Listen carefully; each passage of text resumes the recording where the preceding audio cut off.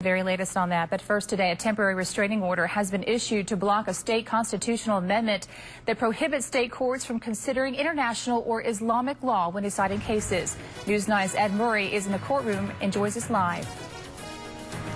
Judge Vicki Miles LaGrange did issue that temporary restraining order. It's good for 14 days. Now, she was also asked to issue a preliminary injunction, but that obviously early on was not going to happen when the state told the judge that they had not had the opportunity to file any written briefs. The plaintiff, Munir Awad, argued before the judge that this state amendment violated his First Amendment rights, would make judges intrude on the judgments of his faith, he would suffer condemnation of faith in our Constitution, and all would lead to imminent or future harm, and the public interest is always there anytime constitutional rights are at question. The Assistant State Attorney General would only argue procedural matters, saying the case had no standing, there is no harm since the law is not in effect yet, and it's the public interest of the voters to have this state amendment certified. Judge LaGrange took a 20-minute recess to look at the court cases that the Assistant AG cited. She came back, said the plaintiff had shown actual or imminent injury and had met all the factors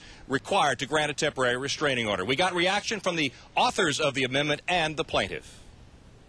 We hope that through this temporary restraining order, people can see that the judge sees there's a case here, there's a valid case here, there is a concern with our constitutional rights, and hopefully we can move forward and let the court decide the rest. Well, given the state of Oklahoma hadn't filed a response to this, not surprised when you don't file a response, you know, the world is ruled by those who show up. And so we showed up today, but just in the nick of time just to be heard.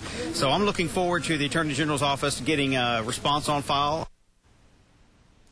Awad also told us that CARE Oklahoma offices and the Muslim community in general have received a lot of threatening, even vulgar emails and a threatening video since the state question passed. He called for civil discourse as Oklahomans while this case takes its course through the courts. We'll look at that matter in later newscasts. Back to you. All right, thank you, Ed. Now, both sides will be back in court November 22nd at 10 o'clock in the morning to hear arguments over granting a preliminary injunction